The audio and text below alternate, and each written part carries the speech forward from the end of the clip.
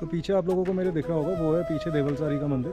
अभी तो बिल्कुल बंद पड़ा हुआ है, मुझे नहीं पता एग्जैक्टली इसके कपाट कब खुलते हैं और कब ये बंद रहता है। बट यार मानना पड़ेगा, अपने उत्तराखंड में भी जगहें एक से एक खूबसूरत जगह हैं। मतलब अभी यहाँ पे कोई नहीं है, पूरे देवलसारी मंदिर के आसपास मैं अकेला ही हूँ। आसपास फॉरेस्ट की चौकी है, बट शायद फॉरेस्ट ऑफिसर भी यहाँ रहते नहीं हैं। तो बहुत अच्छी जगह है, सुकून बहुत है। थोड़ा शहर की भीड़ भाड़ से कहीं अकेले में टाइम स्पेंड करना हो तो आप आके बैठ सकते हो, बहुत अच्छी जगह है।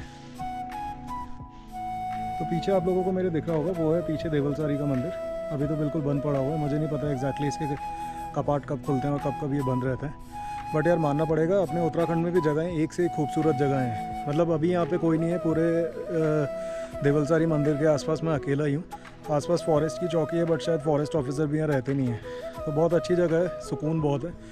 थोड़ा शहर की भीड़ भाड़ से कहीं अकेले में टाइम स्पेंड करना हो तो आप आके बैठ सकते हो, बहुत अच्छी जगह है।